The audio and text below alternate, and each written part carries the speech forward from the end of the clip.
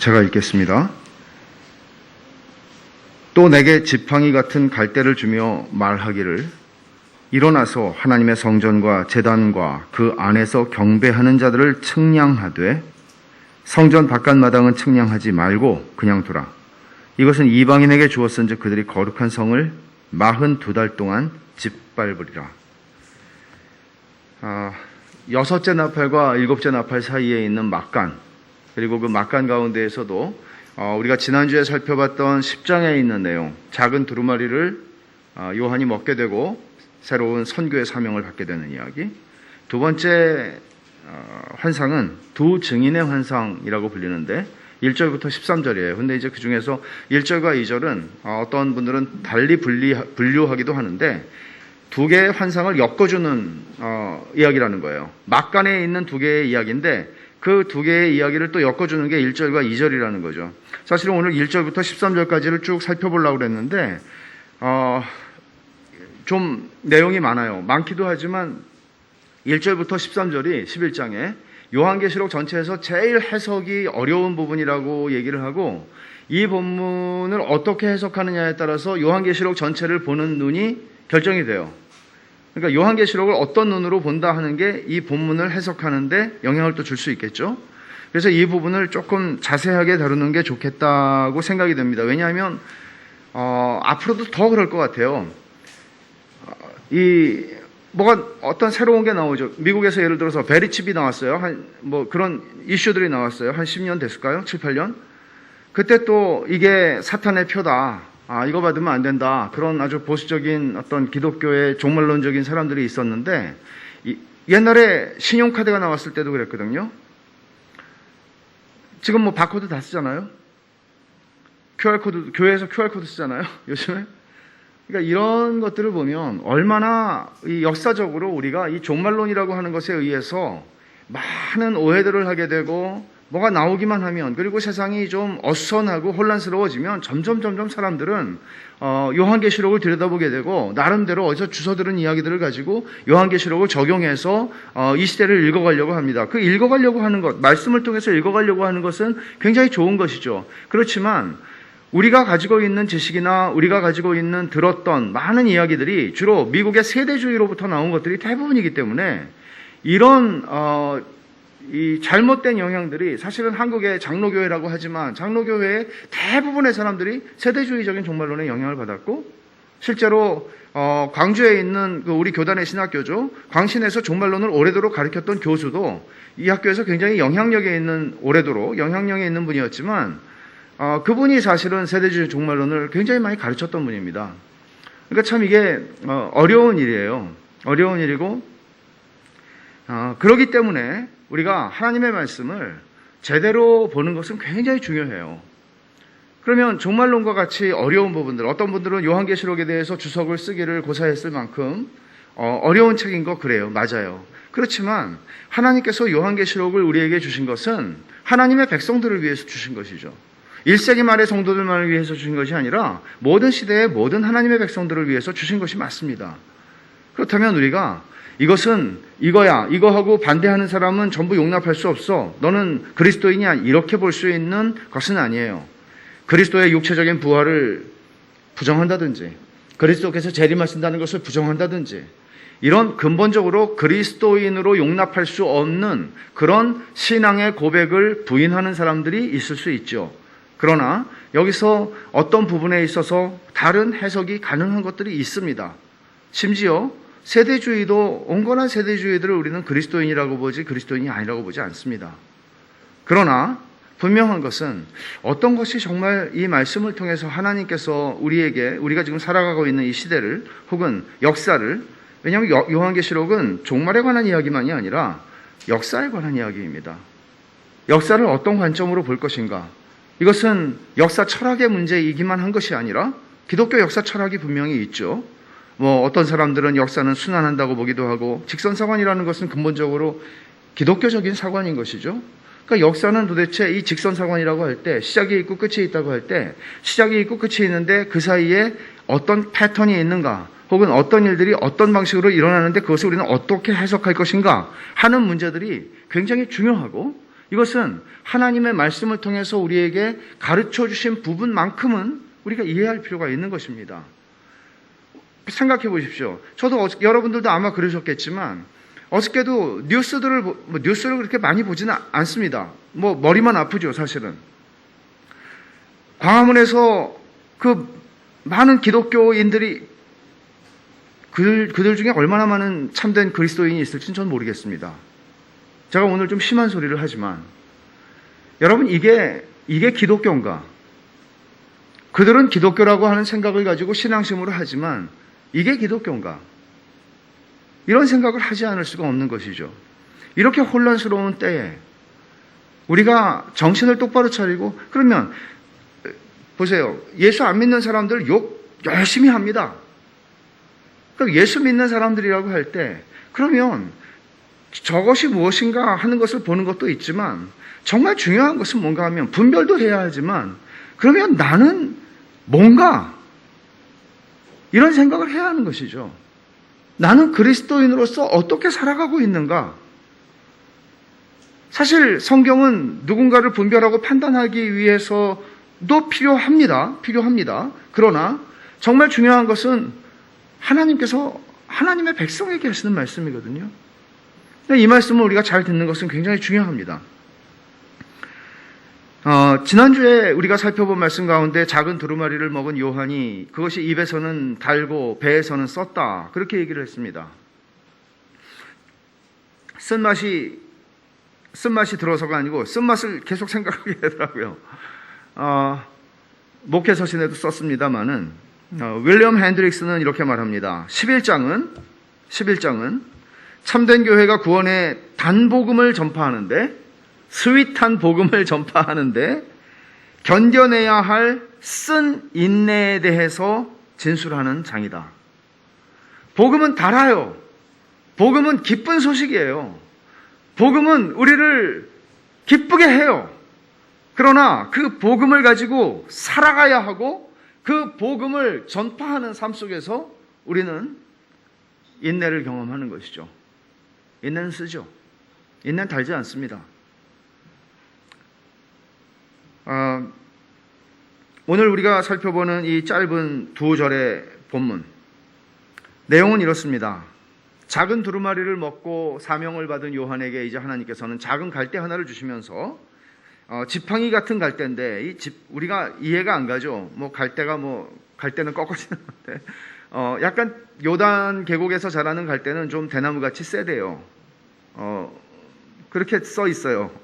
그럼 샘플 하나 갖다 놔야 되는데 써 있어요.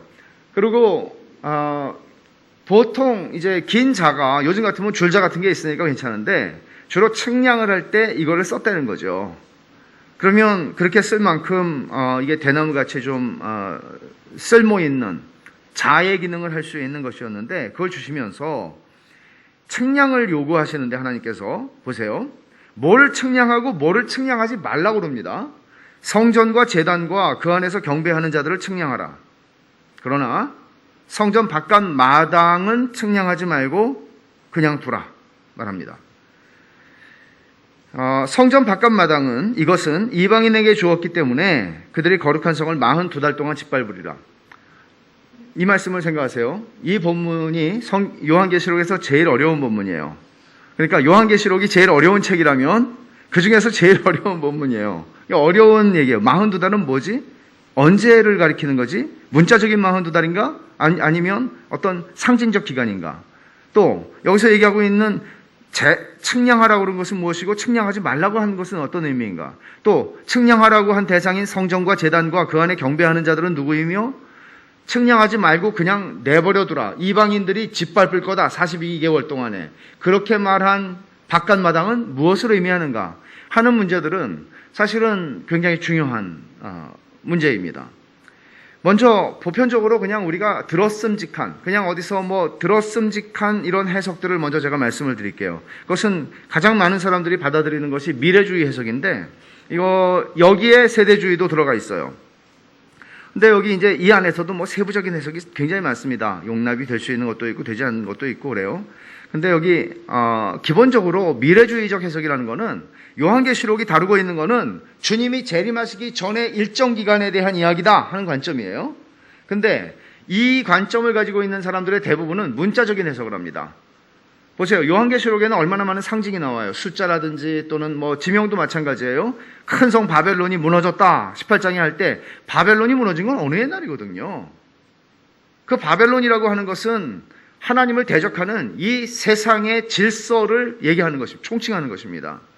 말하자면 이런 상징들에 의해서 요한계시록은 많이 쓰여져 있지만 이들은 기본적으로 문자적인 해석을 선호합니다. 그래서 42달도 말 그대로 42개월일 것이라고 보는데 그리스도 재림 직전에 있게 될 환난 기간입니다. 주님이 재림하시기 직전에 있게 될 아주 큰 환난의 기간을 얘기한다고 봅니다. 그리고 요한에게 측량하라고 하는 성전은 무엇인가 하면 지금 성전이 없잖아요. 예루살렘에 지금 그 예루살렘의 성전산이라고 일컬어지는 시온산, 성전산에 뭐가 있을까요? 모스크가 하나도 아니고 두 개가 있대요. 모스크가 하나도 아니고 두 개가 있어요. 그러면 이들이 생각하는 것은 주님이 재림하기 전에 그 자리에 예루살렘 성전이 있던 그 자리에 예루살렘 성전이 다시 세워질 것이라고 봅니다. 그 성전을 측량하는 것입니다.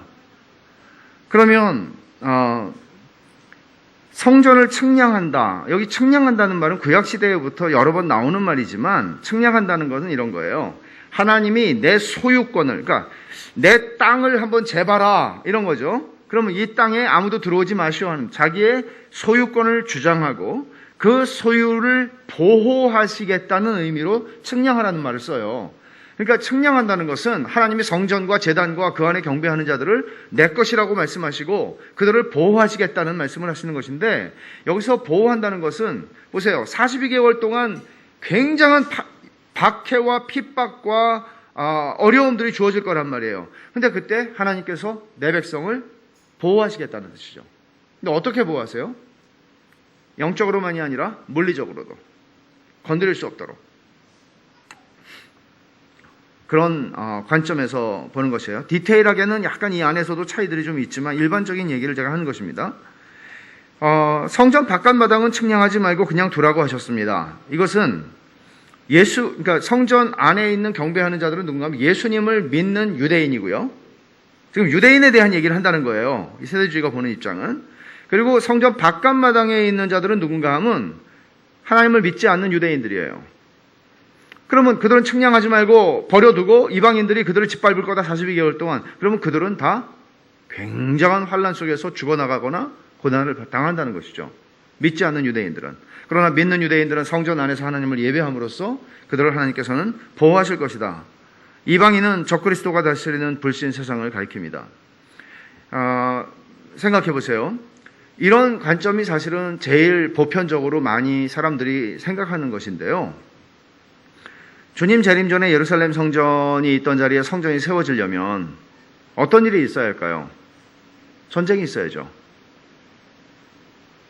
여러분, 십자군 전쟁이 그 긴 시간 동안에 수차례 있었던 십자군 전쟁을 생각해봐도 끔찍한데, 다시 한번 우리는 그 땅을, 예루살렘을 탈환하는 전쟁을 또 해야 되죠. 피비린내가 날 것입니다. 이런 관점을 가지고 있는 사람들에게는 1948년에 이스라엘이 국가를 수립하고 1967년에 그 유명한 6.1 전쟁으로 예루살렘을 탈환했을 때 이것은 주님 재림의 사인들이었습니다. 그들에게는 굉장히 의미 있는 사인이죠. 2000년 동안 나라가 없었는데 나라를 2000년 후에 찾는다는 게 그 말이 됩니까? 굉장한 사인이죠. 세대주의가 가지고 있는 관점은 기본적으로는 이스라엘을 향하신 하나님의 구원의 계획과 교회를 향하신 하나님의 구원의 계획이 이중적으로 나뉘어져 있다는 것입니다.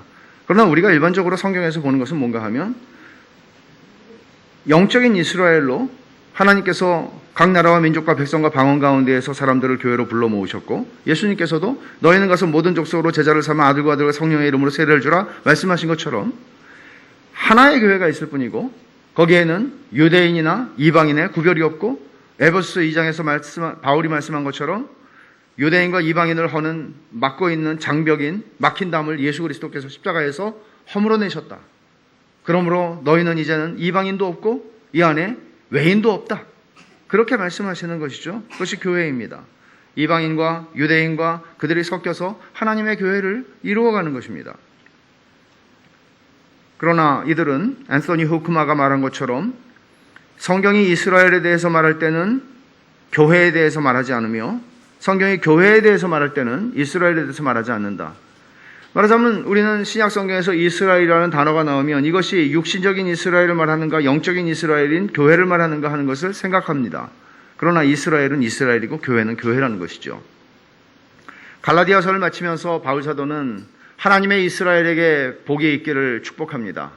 하나님의 이스라엘이라는 말을 썼을 때 그는 영적인 이스라엘을 의미한 것이지, 거기서 갑자기 육신적인 이스라엘의 혈통을 가진 유대인들을 향한 축복을 하는 것을 수는 없습니다. 그러니까 이런 견해를 가진 사람들이 미국에 상당수 있고 유태인들 가운데 있고 친유태계 가운데 있기 때문에 정계에도 많은 로비를 하기 때문에 사실은 트럼프 대통령도 그런 사람 가운데 한 사람이죠. 그러니까 이런 이스라엘에 대한 정치적인 후원과 어떤 지지를 하게 되고 성전 재건을 바라는 것이죠. 그 자리에 성전이 세워지기를. 이런 해석의 입장이 있다는 것입니다.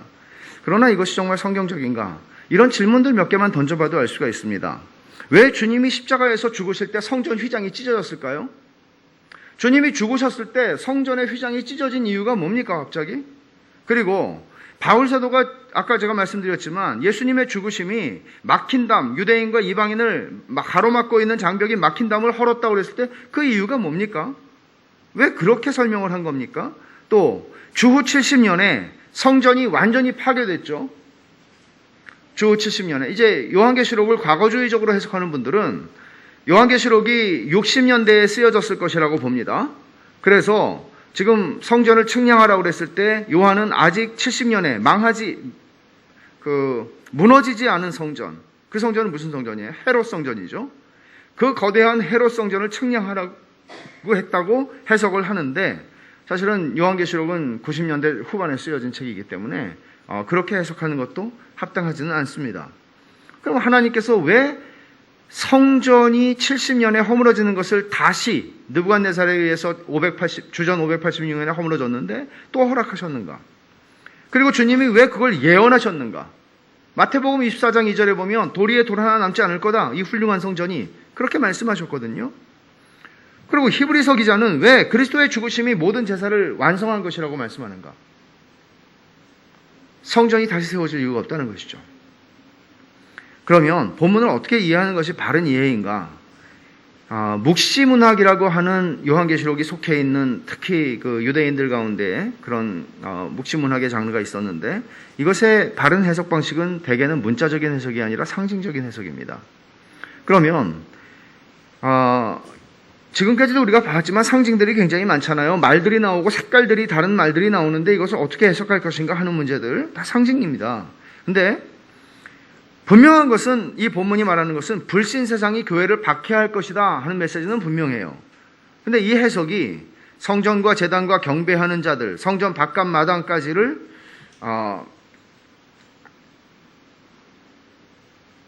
문자적인 의미에서 성전으로 이해하는 것이 아니라, 여러분 신약 성경에서 성전이라고 하는 말의 용례가 적어도 3가지가 나옵니다.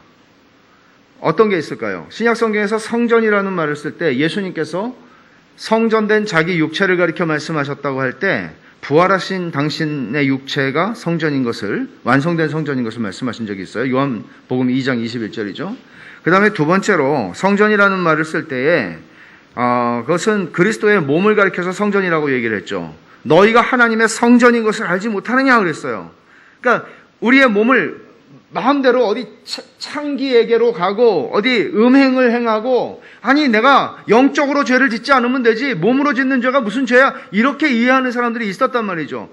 약간의 플라톤의 영향을 받은 것이 있겠죠. 그렇지 않다는 것입니다. 너희의 몸은 성전이라고 바울사도는 그렇게 가르칩니다.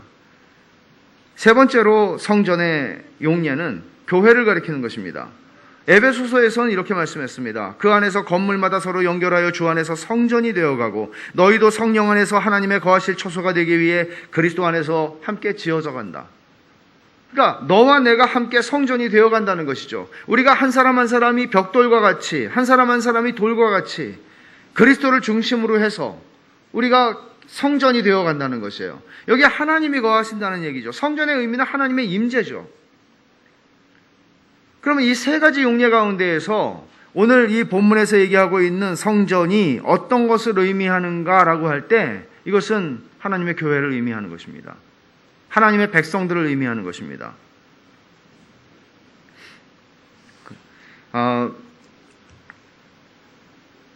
근데 이제 여기서도 성전 바깥 마당도 교회로 봐야 하나, 이런 이슈가 있죠. 성전 바깥 마당은 측량하지 말라고 그랬잖아요. 이것도 교회인가?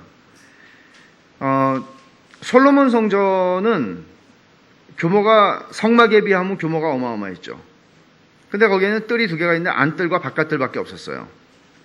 근데 헤롯이 이제 솔로몬의 성전은 주전 586년에 다 무너져 버렸고, 다시 이제 수룹바벨에 의해서 성전이 세워지잖아요.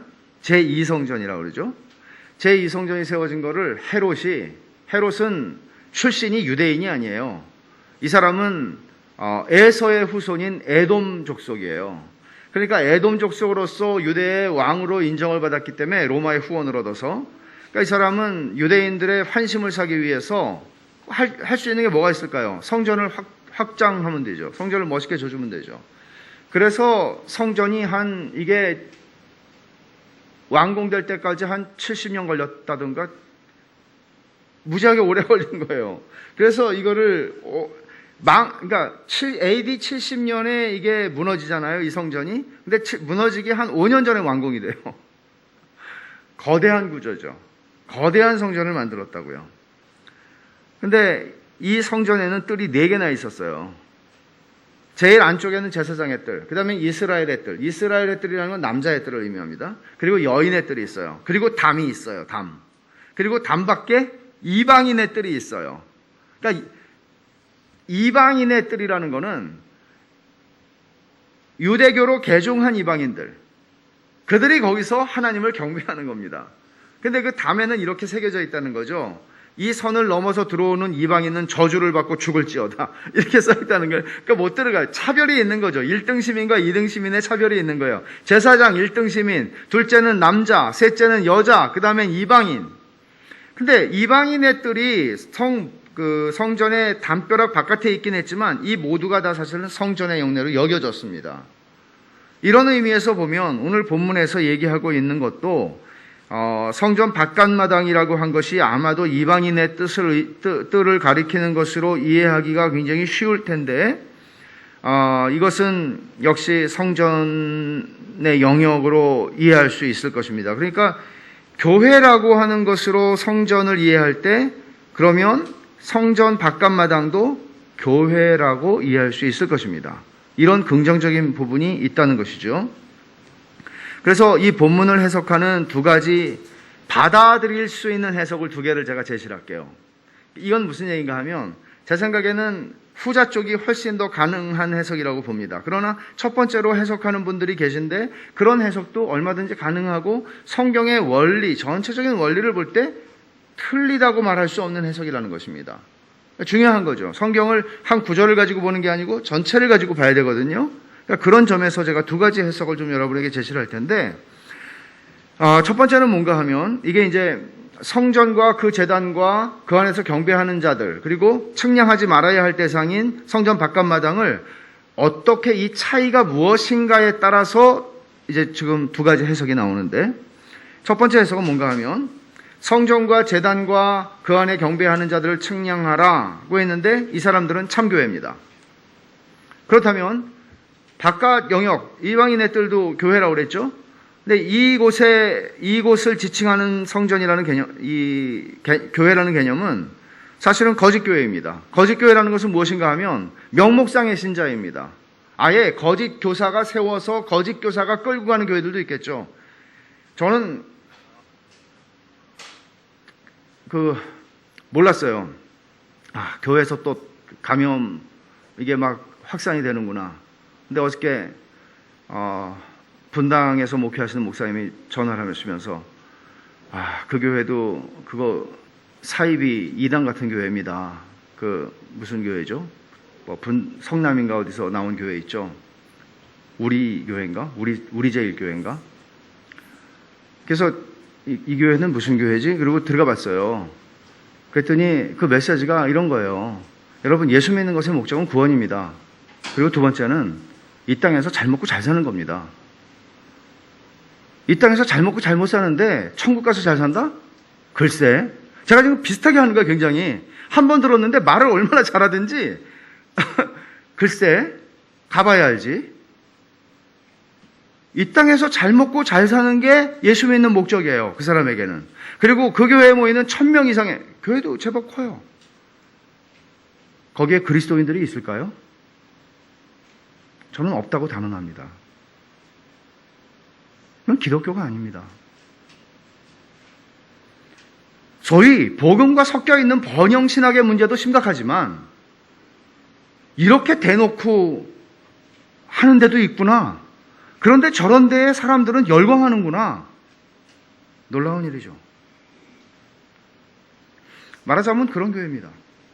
그러나 이것은 그렇게 쉽지 않습니다.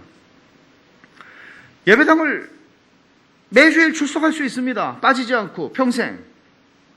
그러나 여전히 입으로는 신앙을 고백하지만 실제로는 나는 하나님을 믿는 참된 구원 얻는 신앙을 가지지 않은 그런 사람들이 얼마든지 있을 수 있습니다. 이 해석의 방식은 측량하지 말고 그냥 두라 할 때 그냥 두라라고 하는 이 말은 헬란 말인데 내쫓는다는 말이에요. 사실은 내어주다, 내쫓다 이렇게 번역이 많이 되는 말인데 이 말을 쓸 때 많은 이런 용례로 쓰여졌어요. 제가 성경 말씀을 다 찾지도 않겠습니다만은 내쫓김을 당하고 슬피 울게 될 것이다 이런 말이죠. 그러니까 그런 참된 공동체에서 쫓겨나는 의미로 이 단어를 많이 써요. 그냥 두라. 여기 그냥 두라고 나왔지만은 거기는 측량하지 말고 쫓아내 이런 의미로 이해를 하는 것입니다. 얼마든지 가능한 해석이고 또 7교회에 주님이 주신 2장과 3장의 메시지를 볼 때에도 버가모 교회에서는 발람의 교훈을 지키는 자들과 니골라당의 교훈을 지키는 자들에 대한 경고가 있었고 두아디라 교회에는 자칭 선지자라 하는 여자 이세벨을 용납하여 행음하고 우상을 섬긴다고 지적하셨고 사대 교회에서는 행위의 온전함에 이르지 않은 사람들에 대한 경고 그리고 라오디게아 교회를 향해서는 미지근한 사람들에 대한 경고가 있었듯이 말하자면 교회 안에 있어요. 그렇지만 나는 신앙은 고백하지만 입술로 실제로는 참된 신앙을 가지고 있는 것이 아니죠. 미지근한 것들이에요. 이렇게 해석하는 방식은 성경의 원리나 또 이 성경의 본문으로 볼 때 무리하거나 합당하지 않은, 그러니까 거부할 수 있는 해석은 아닙니다. 그러나 제가 더 이 상징주의 해석의 입장에서 더 그럴 것이라고 생각하는, 좀 더 본문의 의도를 잘 드러내준다고 생각하는 또 하나의 해석은 뭔가 하면 성전과 제단과 그 안에서 경배하는 자들 그리고 측량하지 말고 그냥 두라는 성전 바깥마당을 둘 다 참된 교회로 보는 입장입니다. 둘 다 참된 교회예요. 그런데 구별되는 점은 어떤 것인가 하면 하나님께서 측량하라고 하신 성전과 제단과 경배하는 자들은 하나님이 영적으로 보호하시겠다 말씀하시는 거예요. 그러나 그러니까 하나님의 교회를 하나님이 보호하세요. 근데 영적인 차원에서는 보호를 하시는데 물리적인 차원에서 보호하신다는 약속을 하시지는 않는다는 것이죠. 그러니까 일정 기간 동안에 42개월 동안 이방인이 짓밟을 것이다 라고 했을 때 짓밟을 수 있는 게 있어요. 우리를 죽일 수도 있습니다. 우리에게 고문을 가할 수도 있고 우리에게서 재산을 빼앗을 수도 있고 우리에게 위해를 가할 수 있습니다. 역사 속에서 그런 일들은 수없이 많이 일어났고 우리의 믿음의 선배들은 그런 일들을 겪었습니다. 그러나 단 한 사람도 그런 것을 통해서 그들의 구원을 빼앗거나 그들의 영혼을 망가뜨리거나 그들의 믿음을 해하지 못했습니다. 하나님께서는 영적으로 보호하시겠다고 하는 것을 측량하라고 하는 말씀 속에서 표현하셨고 여기는 측량하지 말고 그냥 두라. 그 말씀하신 것은 우리의 가시적인 육체적인 몸과 관련된 것들은 그럴 수 있다고 이야기하는 말입니다. 일부는 측량하고 일부는 측량하지 않는 것. 일부는 보호하시고 일부는 보호하지 않을 수 있다. 영혼은 보호하시지만 육체는 보호를 약속하시지 않는다는 것이죠. 이런 말씀을 들으면 여러분은 좀 떨리시나요? 그럴 수 있잖아요. 아니, 지켜주시는 김에 육체도 좀 잘 지켜주시지. 그러면 이 해석을 할 때 우리의 영혼과 육체를 다 지켜주신다. 모든 어떤 환난이 와도 우리는 절대로 재산상의 손해를 입지 않을 것이며 육체적인 위해를 받지 않을 것이며 기타 등등 이렇게 죽지 않을 것이며 이런 얘기들을 약속을 할 수 있죠. 이렇게 해석할 수도 있을 것입니다. 그러나 그것은 성경의 모든 원리를 따라서 볼 때 옳지 않습니다. 너희가 환난을 당하나 담대하라. 예수 그리스도를 믿는 자들이 복음과 함께 고난을 받을 것이다. 받으라. 예수 그리스도의 남은 고난을 내 육체에 채우노라.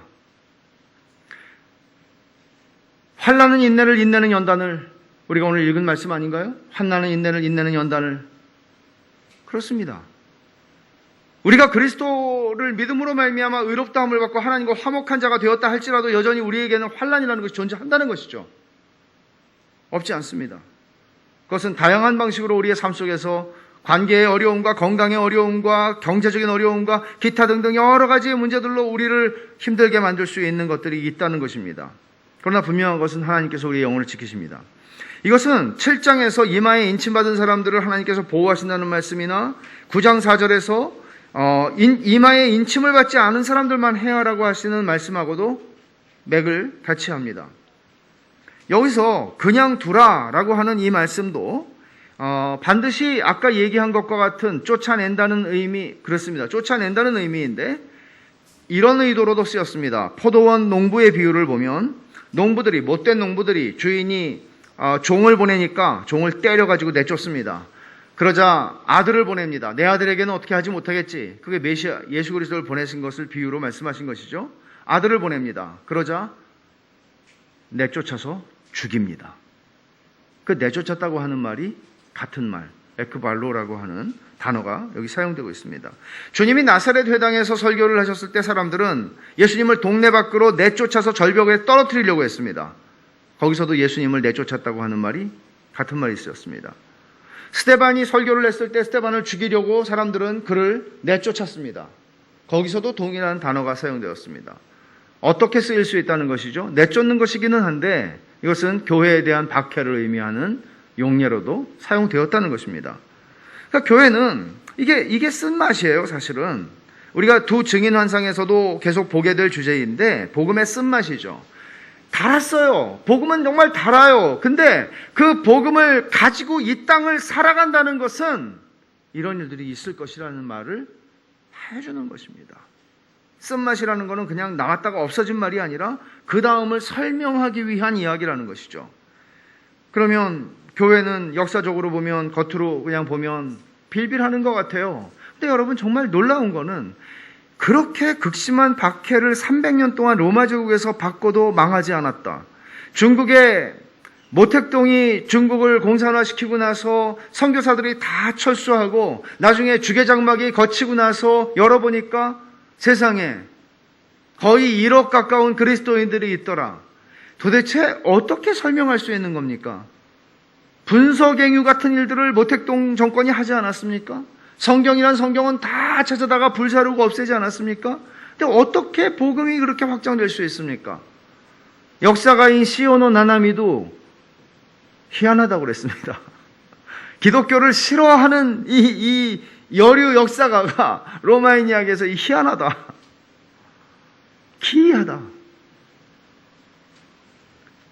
역사에서 보면 패배하는 것 같죠. 지금도 보세요. 교회가 우리는 엉뚱한 싸움을 하죠. 굉장한 번화가에, 중심가에 대단한 빌딩을 지어서 하나님의 위엄을 드러내고자 하는 이런 성경적으로 별로 합당하지 않은 생각들을 할 때가 역사적으로 늘 있었지만 그 시대는 언제나 타락을 담보했습니다. 보세요. 얼마나 누추합니까? 여기가. 그런데 여기에서 하나님은 일하시거든요. 여러분, 1세기, 2세기, 3세기의 카타콤과 우리를 비교할 수 있을까요? 지금도 북한에서 70년이 지났는데 지금도 신앙을 가지고 있는 사람들이, 그 신앙의 명맥을 가지고 있는 사람들이 있다는 게 어떻게 이해가 가능합니까? 그런 못된 정권이 세습되고 있는 그 악한 나라에서 하나님의 백성들이 명맥을 유지한다는 게 어떻게 설명이 가능합니까? 그 골방에서 이불을 뒤집어 쓰고 하나님 앞에 기도하고 찬송하는 그런 사람들을 볼 때 어떻게 그게 멋있습니까? 근데 하나님은 그렇게 해서 당신의 역사를 이기신단 말이죠. 그러니까 믿는다는 것은, 기독교 신앙을 가지고 있다는 것은 사람들이 다 과시하기를 원하고 허영심을 가지고 있고 뭔가 내가 삐까번쩍하게 뭔가를 하고 있다는 것을 뭔가 드러내고 싶고 보여주고 싶죠. 근데 그런 유혹으로부터 자유하게 하는 거거든요. 보면 세상적으로 볼 때 나는 타자 같은 모습이고 세상적으로 볼 때 나는 내세울 게 별로 없어요. 근데도 이상하게 사람이 고고하고 교만한 거 아니고 건방진 거 아니고 정말 멋있어요. 당당해요. 기죽지를 않아요. 주눅이 들지를 않아요. 자기가 누군지를 아는 거예요. 이게 하나님의 백성이란 말이에요.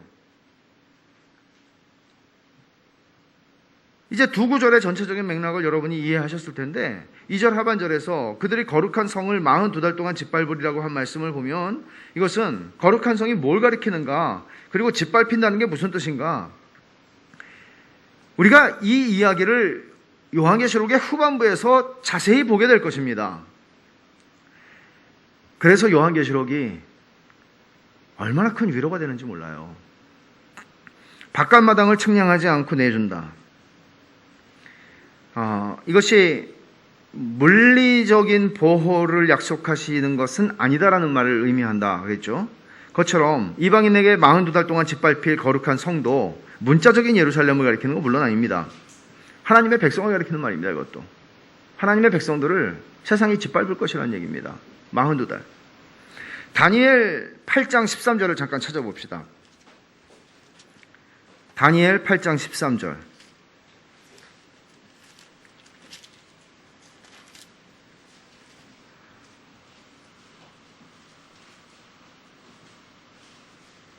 내가 들은즉 한 거룩한 이가 말하더니 다른 거룩한 이가 그 말하는 이에게 묻되 환상에 나타난 바 매일 드리는 제사와 망하게 하는 죄악에 대한 일과 성소와 백성이 내준 바 되며 짓밟힐 일이 어느 때까지 이를꼬.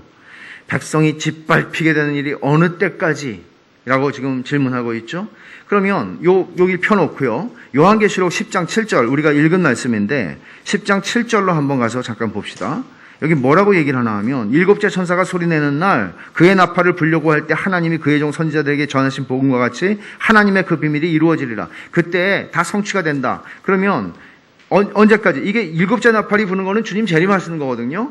그러면 지금 여기서 언제까지 하나님의 백성 성소가 이렇게 이방인들에게 짓밟히겠어요? 라고 다니엘이 지금 얘기하고 있는 것에 대한 대답이 10장 7절에 있는 거예요. 근데 그게 짓밟히는 기간을 42달이라고 지금 얘기하고 있는 거예요. 오늘 본문에서 11장 2절에서. 근데 42달이라고 하는 말씀은 우리가 지난주에 읽었던 다니엘 12장을 한번 가보세요. 다니엘 12장 7절을 보면 이렇게 말하죠. 내가 들은즉 그 세마포 옷을 입고 강물 위쪽에 있는 자가 자기의 좌우손을 들어 하늘을 향하여 영원히 살아계시는 이를 가리켜 맹세하여 이르되 반드시 한때 두때 반때를 지나서 성도의 권세가 다 깨지기까지이니 그렇게 되면 이 모든 일이 다 끝나리라. 그러니까 성도의 권세가 다 깨져요. 짓밟힘을 당한다는 얘기예요. 근데 그게 언제 한때 두때 반때래요. 그러면 42달하고 한때 두때 반때는 무슨 관계가 있을까요? 이 42달의 의미를 생각을 해봐야 되는데 다니엘서에서 한 절만 더 봅시다. 7장 25절을 보면 그가 장차 지극히 높으신 이를 말로 대적하며 또 지극히 높으신 이게 작은 뿔이 나와가지고 하나님을 대적한다는 얘기고 지극히 높으신 이의 성도를 괴롭게 할 것이며 성도를 괴롭게 한대요. 그가 또 때와 법을 고치고자 할 것이며 그러니까 하나님을 대적하는 이 세상의 체계가 형성이 되는 것이죠. 이렇게 해서 성도들은 그의 손에 붙임받으여 한때와 두때와 반때를 지내리라 그렇게 말했어요. 다니엘에서 한때와 두때와 반때라고 말하는 것 이것은 굉장히 괴로운 시간입니다. 성도들에게. 성도들을 짓밟는 시간이니까요. 근데 이 한때와 두때와 반때라는 것이 나오는데 이것이 오늘 본문 지나서 3절을 보면 내가 나의 두 증인에게 권세를 주리니 그들이 굵은 베옷을 입고 1260일을 예언하리라. 이제 다음 주에 살펴볼 두 증인에 대한 현상이 나오는데 그들이 1260일 동안 예언해요. 그러니까 이 두 증인이 누구냐 하는 거 다음 주에 우리가 살펴보겠지만 이 증인이 예언하는 기간이 1260일이에요. 그러면 1260일이 몇 달이죠? 42달이죠. 42달을 지금 날수로 지금 계산한 것입니다. 그런데 이 기간은 또한 연수로 하면 어떻게 되죠? 3년 반입니다. 그러니까 이 사실은 한때, 두때, 반때, 한때 1년, 두때 2년, 그리고 반때 반년, 3년 반을 가리키는 것인데 그러면 3년 반이라고 하는 기간하고 42개월이라는 말하고 1260일이라고 하는 말하고는 사실은 이거를 월, 일, 연으로 계산한 것이죠. 다 같은 의미입니다. 그러면 이게 어떤 기간이냐? 이거를 우리는 정확하게 문자적으로 이해해야 되느냐? 그렇지 않습니다. 상징적인 기간입니다. 이방인이 교회를 박해하는 환란의 시간을 가리키는데 이것은 동시에 3절에서 말한 것처럼 교회가 이 세상에 복음을 증거하는 기간입니다. 그럼 여러분 좀 감이 오시죠? 이것은 교회의 시대 전체를 가리키는 겁니다. 주님이 승천하시고 주님이 재림하시기까지의 기간입니다. 그런데 여기 사실은 이 한때 두때 반때라고 하는 것이 무엇과 연결이 되나 하면 엘리야가 비 오지 않기를 기도했어요. 왜? 아합이 너무나 악하게 통치를 하고 백성들이 아합을 따라서 다 우상을 숭배하니까 율법에 있는 대로 하나님 이 땅에 비를 그치시옵소서라고 엘리야가 기도했습니다. 그럼 얼마 비가 안 왔죠? 3년 반 동안 비가 안 왔습니다. 그 3년 반이라고 하는 것은 구약 성경에서 아주 상징적이고 표준적인 환란의 기간, 하나님이 심판을 주시는 기간이란 말이에요. 그런 의미를 내포하고 있고 연결이 되어 있는 내용입니다. 그러면 우리가 물론 이렇게 생각하는 것은 틀렸다는 거 아시겠죠? 많은 미래주의 사람들이 생각하듯이 예수님 직전하기 전에 3년 반, 재림하시기 직전에 3년 반, 그런 식의 해석이 여기서 합당하지 않다는 것입니다. 왜냐하면 이 기간은 교회가 세상에 복음을 증거하는 기간과 동일하기 때문입니다. 그럼 교회가 복음을 증거하는 기간 내내 세상은 주님이 말씀하신 대로 세상이 너희를 미워할 것이다. 이상하게 여기지 마라. 그들이 나를 미워하기 때문이다. 너희가 내게 속하였다면 세상이 너희를 미워할 것이다. 말씀하시는 것이죠. 그러니까 모든 이 짓밟힘이라고 하는 42개월의 짓밟힘이라고 하는 것은 모든 시대의 모든 교회가 이 세상과의 관계 속에서 당하게 되는 일들을 얘기하는 것입니다. 그러나 물론 배제할 수는 없습니다. 마지막 때에 이런 것들이 더 극성스럽게 극심하게 일어날 수는 있겠죠. 이런 것들을 배제할 수는 없지만 기본적으로는 이 전체 시대를 향해서 말씀하는 것이다 하는 것입니다. 이 말씀을 정리하면 이 짧은 본문에 성전이 나오고 제단이 나오고 경배하는 자들이 나오고 바깥마당이 나오고 거룩한 성이 나옵니다. 이 개념들은 전부 다 교회를 가리키는 말씀이라고 제가 말씀을 드렸죠. 그리고 이방인 적그리스도의 다스림을 받는 불신 세계가 교회를 박해하는 시간이기도 합니다. 그것이 42달입니다. 그러나 42달이라는 것은 영구적인 시간이 아니고 하나님이 정해놓은 때가 있다는 것이죠. 끝납니다. 끝날 것입니다. 하나님께서는 성전과 제단과 그 안에 경배하는 자들을 측량하라고 하셨지만 성전 바깥마당은 측량하지 말라고 하셨습니다. 두 가지로 해석이 가능하다고 그랬죠. 하나는 우리가 참된 교회에 속한 참된 구원 얻는 성도로서 하나님 앞에서 영적인 보호를 받는다는 의미이지만 동시에 만약에 내가 정말 명목상의 신자로서 살아간다면 명목상의 신자는 결국은 배교하게 될 것이고 불신 세상 속에 속해서 교회를 박해하는 자로 정체를 드러내게 될 것이라고 하는 경고가 여기에 있었습니다. 그러나 우리는 두 번째 해석을 또 이야기를 했습니다. 그것은 하나님께서 어떤 환난이 와도 우리의 영혼을 지키실 것이며 설령 우리가 예수 그리스도의 뒤를 따라가며 어린 양이 어디로 가든지 어디로 인도하시든지 따라가는 자가 그리스도인이라면 우리는 그 길을 따라가면서 비록 우리가 십자가를 지고 어려운 일들을 겪는다 할지라도 두려워하지 말라는 것입니다. 두려워하지 말라는 것입니다. 이 의미가 무엇인지를 우리는 11장 뒤에서 또 보게 될 것이고 내내 보게 될 것입니다. 그래서 교회 역사상 어느 때도 교회가 환난을 받지 않은 시대는 없었습니다. 경중의 차이가 있을 뿐이죠. 디모데 후서에서 바울 사도는 말씀합니다. 무릇 그리스도 예수 안에서 경건하게 살고자 하는 자는 박해를 받으리라. 여러분, 예수를 믿지만 대충 사십시오. 절대로 박해 없습니다. 박해받지 않습니다. 주일날 교회 나오는 거 말고는 월요일부터 토요일날까지는 대충 사십시오. 절대로 박해받지 않습니다. 그러나 여러분이 경건하게 살고자 한다면, 그리스도를 따라가고자 한다면 주일이 아니라 월화수목금토일 24시간 365일 내 평생을 주님을 따라가고 주님을 닮아가는 것이 내 인생의 최고의 목표라면, 그것을 위해서 내가 어떤 희생도 감당하겠다고 생각한다면 고난이 있을 것입니다. 또 말씀합니다. 바울 사도는 그러므로 너는 내가 우리 주를 증언함과 또 주를 위해 갇힌 자 된 나를 부끄러워 말고 오직 하나님의 능력을 따라 복음과 함께 고난을 받으라. 이것은 1세기에만 통하는 얘기가 아닙니다. 모든 시대의 그리스도인들에게 통하는 얘기입니다. 이게 작은 두루마리를 삼켰을 때 요한이 배에서 썼다 하는 말의 의미인 것입니다. 하나님 앞에서 이 말씀을 들으며 우리 하나님 앞에서 내가 정말 온전한 신자로서 신앙을 살아내고 있는가, 쓴맛을 내가 감당할 자신이 아니라, 자신이 있어서 감당한 사람 하나도 없습니다.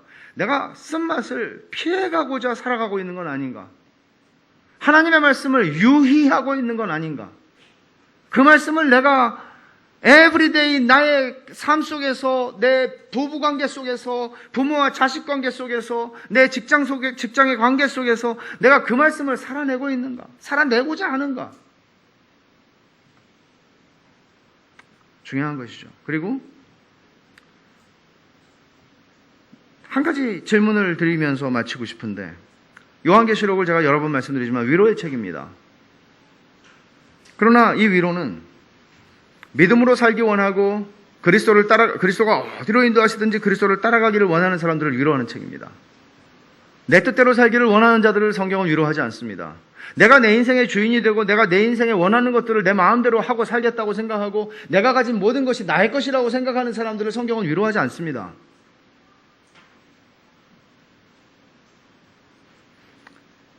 만약 요한계시록에 있는 말씀이 나에게 위로가 되지 않는다면 우리는 내가 누구인지를 생각해야 합니다. 저는 북한의 지하교회 성도들에게 요한계시록은 어떤 의미일까 하는 생각을 해봤습니다. 오늘 이 본문은 어떤 의미일까? 사실 되게 부담되거든요. 설교라는 거 되게 부담돼요. 왜 그런가 하면은 여러분들이 일주일에 한 번 주일에 설교를 들으시죠. 그리고 설교를 하는 사람들이 가지는 유혹이라는 건 이런 게 있거든요. 한번 이 설교가 끝나기 전에 강한 펀치를 날리고 싶은 유혹이 있다고요. 그래서 사람들이 다 조수미 씨가 인터뷰하면서 그랬어요. 자기에게 오는 그 컨설트에 오는 관객들이 다 뒤로 자빠지게 만들겠다는 생각을 가지고 무대에 올라온대요. 항상. 설교자들에게도 그런 유혹이 있겠죠. 그러나 그 유혹보다 더 중요한 것은 하나님 말씀을 그대로 전하는 것입니다. 오늘 이 말씀을 준비하면서도 이게 위로가 될 수 있을까? 그걸 북한의 지하교회 성도들 한번 생각해 봤어요. 정말 큰 위로가 될 것 같아요. 그리고 저를 생각해 봐요. 나에게 위로가 되나? 나에게 이 말씀은 위로가 되는 거예요. 1세기 말의 성도들을 생각해 봤어요. 그들에게는 얼마나 이 말씀이 생명 같은 말씀이었을까. 이 말씀은 우리는 1세기를 살지 않고 21세기를 살고 있고, 우리는 북한의 그런 무시무시한 정권 속에 살지 않고 우리는 자유로운 나라에서 살고 있지만, 이 말씀은 동일하게 들려져야 하고 동일한 열매를 맺어야 합니다. 이 말씀 앞에서 더 주님을 사랑하고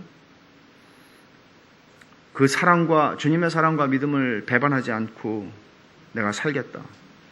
하나님, 주님의 말씀을 가지고 내가 살아가면서 내 인생에서 입에서는 달아요, 진짜. 근데 배에서 쓰다고 해서 내가 뱉어버리지 않고 이 말씀을 가지고 내가 살겠습니다. 이런 마음을 가지고 우리가 주 앞에 살아갈 때 고난이 우리를 이기지 못하고 우리를 죽여도 사탄이 우리를 이길 수 없을 것입니다. 그런 믿음의 삶으로 하나님께서 우리를 지키시겠노라 약속하시는 것입니다. 기도하겠습니다.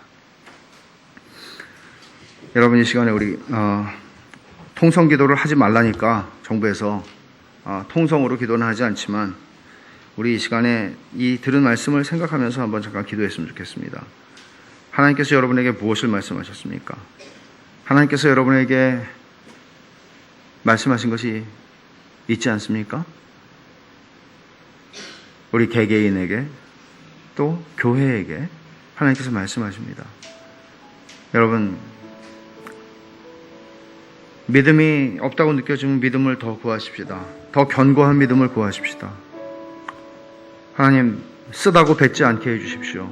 그리고 철로 역정을 걸어가는 이 삶 속에서 끝까지 신실하게 이 말씀 붙잡고 주님 앞에 서는 그런 저희들이 다 되게 해주십시오. 이 시간에 한번 같이 기도하십시다.